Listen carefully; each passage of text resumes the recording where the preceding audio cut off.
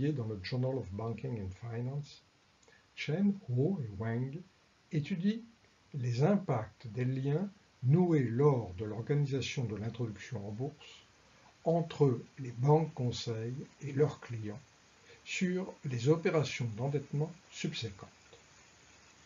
Il est clair que les banques ont pu accumuler, à l'occasion de ces opérations, des informations plus fournies sur ces firmes clientes.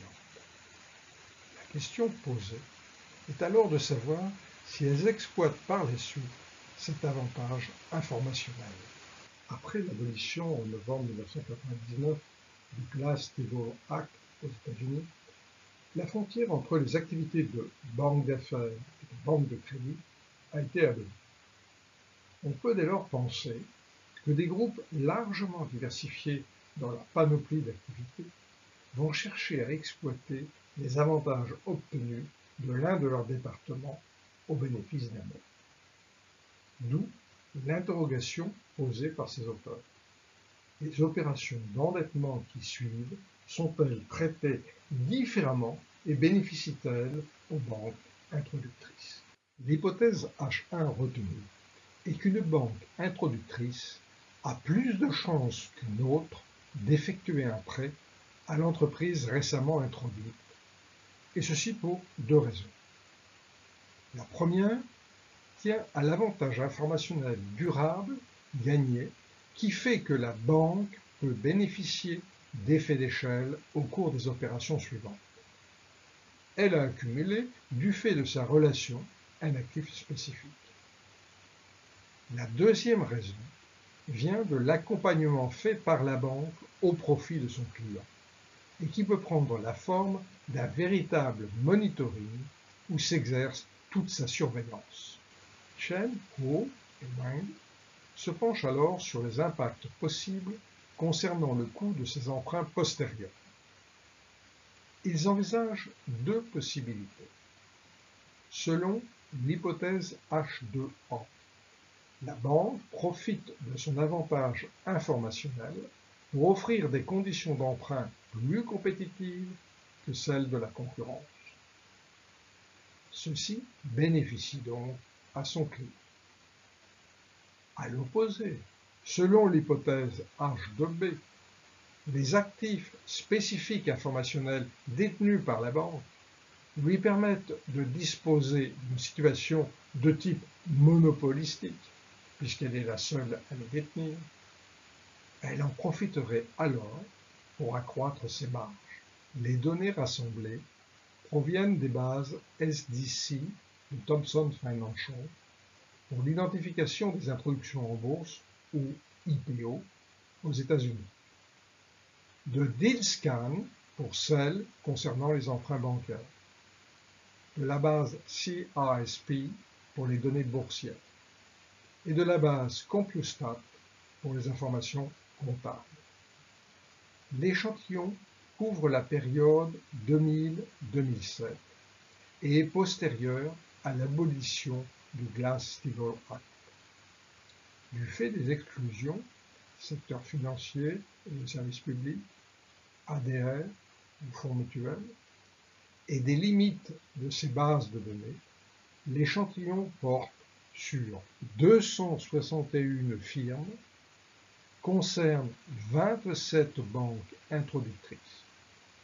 Le nombre total d'observations est donc de 27 multiplié par 261, soit 7047 par firme banque. Pour tester l'hypothèse 1, Chen, Ho et Wang recourent à une estimation bivariée de type probit. Dans une première étape, la variable IPO réelle, qui vaut 1 si la banque J était une des banques introductrices de l'entreprise I, et 0 sinon, est régressée sur les vecteurs de variables, de caractéristiques et de contrôle, et sur une variable instrumentale, qui est ici une mesure de l'importance relative de la banque concernée J dans les opérations d'IPO étudiées. Dans une deuxième étape, la variable binaire lender, qui vaut 1 si la banque J est la banque leader accordant un prêt à l'entreprise I. Cette variable binaire est régressée sur l'estimation de la variable IPO réelle et les vecteurs de caractéristiques et de variables de compte. Les variables caractéristiques des firmes retenues sont la taille de l'IPO, nombre de titres mis sur le marché, valorisés au milieu de la fourchette d'offres, la taille de la firme, log du total actif, le levier comptable et le nombre de banques participant à l'IPO.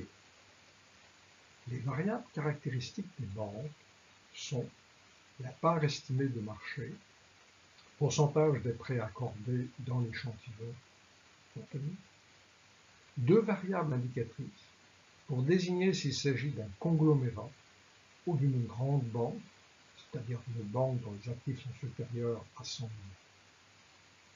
Enfin, les variables de contrôle sont des effets fixes année de l'IPO, année de l'accord anti-prêt et secteur.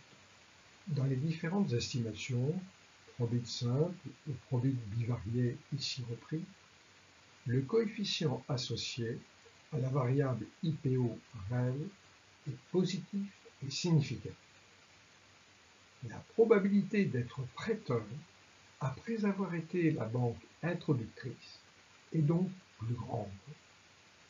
L'effet marginal est le plus important parmi toutes les variables testées, 0,087. Notons que la probabilité d'accord d'un prêt est positivement associée à l'importance de la banque dans l'activité de crédit, la taille de l'entreprise et la taille de son introduction en bourse, et enfin à son levier. Chen, Ho et Wang fournissent des résultats complémentaires qui confortent l'hypothèse 1. Le résultat est robuste si les effets fixes par firme sont introduits. Ils sont robustes également si on se limite aux sous-échantillons de firmes qui n'avaient pas entretenu de relation de crédit avec l'une de ces banques avant l'introduction en bourse. L'histoire des relations bancaires n'a pu ici affecter les choix en matière d'introduction en bourse et donc perturber la constitution de l'échantillon. La deuxième question de recherche soulevée par Chen, Ho et Wang concerne les conséquences de ces relations sur le coût des emprunts. La banque introductrice propose-t-elle des conditions plus compétitives en exploitant son avantage informationnel ou au contraire profite-t-elle de cet avantage de type monopolistique pour extraire une rente? À cette fin, les auteurs cherchent à expliquer les coûts facturés à l'occasion de l'emprunt quand il s'agit d'une banque introductrice et quand il s'agit d'une autre banque. Dans les deux cas, la variable coût est régressée sur un vecteur grand X de variables de caractéristiques de l'emprunteur et du prêt. La méthodologie suivie est celle de Lee dans son article de 1978. Dans un premier temps, un modèle explicatif du choix de la banque, introductrice ou autre, est estimé sous la forme d'une régression probit. Ce modèle sert à estimer les valeurs prises par le ratio de Mills. Ensuite, dans une deuxième étape, la mesure du coût de l'emprunt est régressée sur un certain nombre de caractéristiques et sur l'inverse de ce ratio de Mills estimé à la première étape pour tenir compte du biais de sélection. Le point important est le coefficient β2 associé à ce ratio. Si ce coefficient est significatif et positif, la thèse selon laquelle le coût est plus petit pour la population en question est confortée. S'il est significatif et négatif, c'est que le coût est plus grand. Dans les deux cas, Ce ratio vient corriger les biais liés à la sélection qui nous intéresse. Du point de vue empirique, les données rassemblées par les auteurs ont permis d'identifier, pour 929 prêts, des mesures de coût global des emprunts, incluant intérêts, commissions et autres éléments. Il s'agit de la mesure AISD, All in Spread Drawn, commune dans ce genre d'études. Cet échantillon est divisé en deux. Une partie contenant les 294 prêts pour lesquels la banque leader était aussi une banque introductrice et 635 autres banques. Le modèle explicatif du choix d'une banque introductrice comme banque prêteuse est ensuite estimé pour les 929 prêts et deux modèles explicatifs des coûts pour chacune des deux sous-populations sont ensuite estimés. Concernant le modèle de choix, estimé à la première étape, les caractéristiques qui ont ici une influence significative sont celles liées au prêt, sa taille et sa maturité, le nombre de prêteurs, et des caractéristiques particulières comme le fait d'être revolving, avec un coefficient ici négatif. Plus intéressants sont bien évidemment les résultats obtenus à la deuxième étape. Notons d'abord que les signes des coefficients associés aux caractéristiques sont généralement les mêmes dans les deux cas. Les plus significatives sont des mesures de taille, firme ou prêt, avec des coefficients négatifs. Le point essentiel est évidemment le coefficient associé à l'inverse du ratio de Mills. Pour la sous-population, où la banque leader du prêt était aussi une banque introductrice, le coefficient est significativement positif. Ceci est cohérent avec l'hypothèse d'un coût moindre de la dette dans ce cas. En revanche, il est négatif, mais non significatif dans l'autre cas. Enfin, Chen, Ho et Wang résument les effets observés à travers la simulation qui suit. Ils estiment d'abord les moyennes des coûts pour les deux sous-échantillons.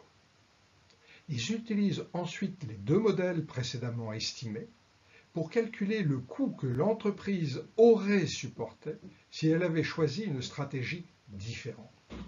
Par exemple, pour celles qui ont une banque introductrice, si elles avaient emprunté auprès d'une autre banque, et vice-versa pour celles qui ont emprunté auprès d'une autre banque, si elles avaient emprunté auprès d'une banque qui avait soutenu leur introduction. Les coûts réels supportés sont supérieurs pour les entreprises n'ayant pas choisi une banque introductrice, 269 contre 195 en moyenne. Mais ce qui est encore plus révélateur, les entreprises qui ont choisi une banque introductrice pour emprunter ont diminué significativement leur coût d'emprunt, 195 au lieu de 224, soit une baisse de 29. En revanche, les autres ont supporté un coût plus élevé, 269 au lieu de 205, soit une différence de 64. Il faut relever que les auteurs n'apportent ici aucune explication à un choix aussi défavorable.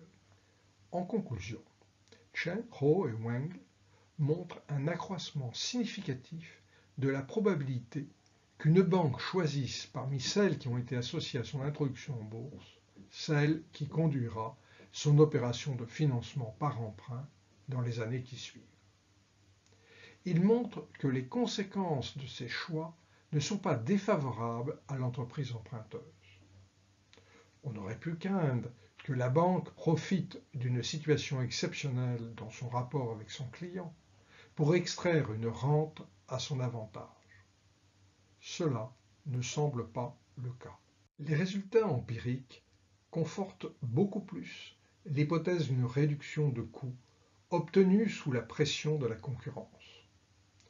Au total, ces deux résultats soutiennent la thèse selon laquelle l'avantage informationnel, couplé à une pression concurrentielle, conduit les banques déjà en relation avec l'entreprise à offrir des conditions de coût plus favorables pour des opérations subséquentes.